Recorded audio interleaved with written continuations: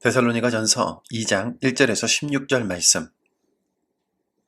형제들아, 우리가 너희 가운데 들어간 것이 헛되지 않은 줄을 너희가 친히 아나니, 너희가 아는 바와 같이 우리가 먼저 빌립보에서 고난과 능력을 당하였으나 우리 하나님을 힘입어 많은 싸움 중에 하나님의 복음을 너희에게 전하였노라. 우리의 권면은 간사함이나 부정에서 난 것이 아니요 속임수로 하는 것도 아니라 오직 하나님께 옳게 여기심을 입어 복음을 위탁받았으니 우리가 이와 같이 말하면 사람을 기쁘게 하려 함이 아니요 오직 우리 마음을 감찰하시는 하나님을 기쁘시게 하려 함이라. 너희도 알거니와 우리가 아무 때에도 아첨하는 말이나 탐심의 탈을 쓰지 아니한 것을 하나님이 증언하시느니라. 또한 우리는 너희에게서든지 다른 이에게서든지 사람에게서는 영광을 구하지 아니하였노라.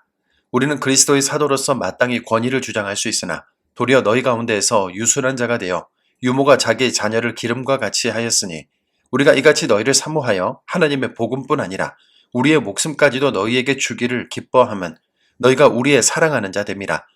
형제들아, 우리의 수고와 애쓴 것을 너희가 기억하리니 너희 아무에게도 폐를 끼치지 아니하려고 밤낮으로 일하면서 너희에게 하나님의 복음을 전하였노라. 우리가 너희 믿는 자들을 향하여 어떻게 거룩하고 옳고 흠없이 행하였는지에 대하여 너희가 증인이요 하나님도 그러하시도다.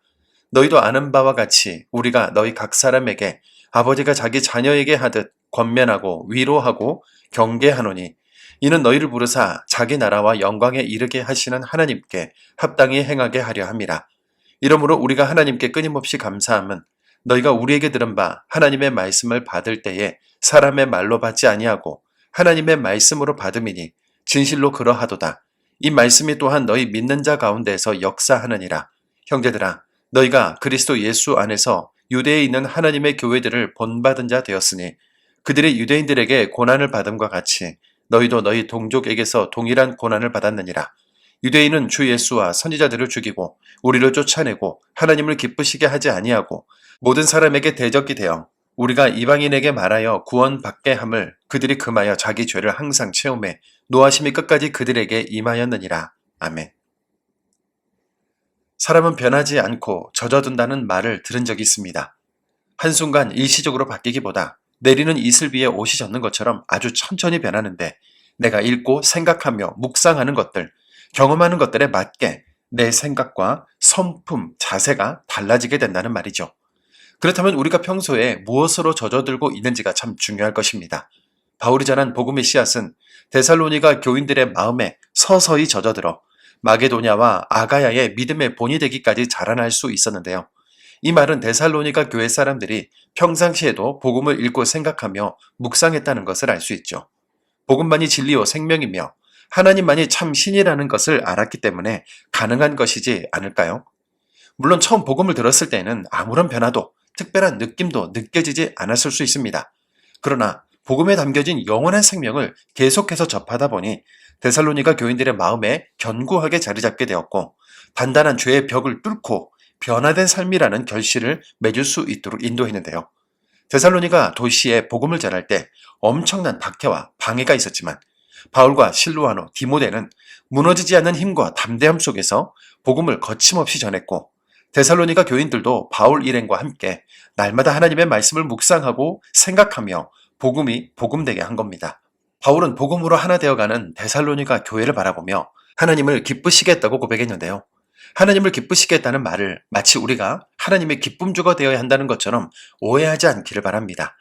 하나님과 깊은 만남과 교제가 이루어질 때 하나님도 기뻐하시고 우리도 충만한 기쁨 속에 머물게 된다는 뜻이니까요.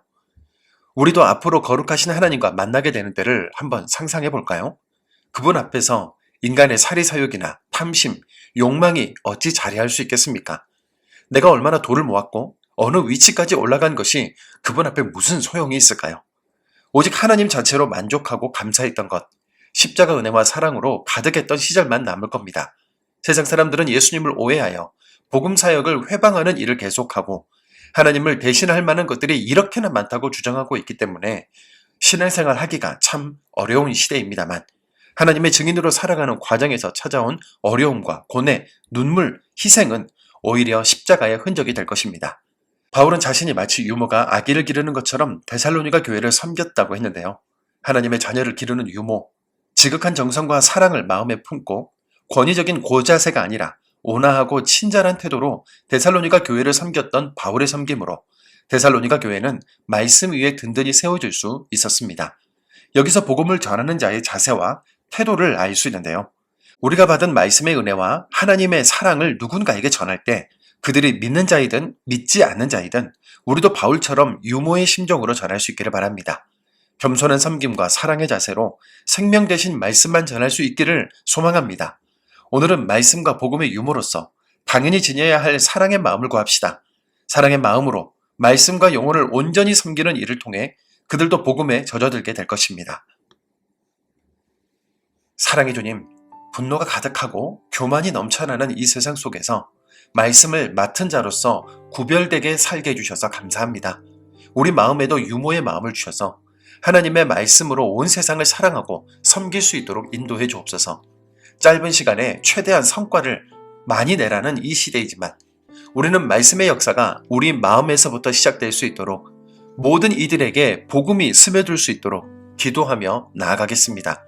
그 말씀을 듣는 자들마다 데살로니가 교회에 일어났던 것처럼 복음과 말씀의 역사들이 나타나게 하여 주시옵소서. 예수님의 이름으로 기도드립니다. 아멘.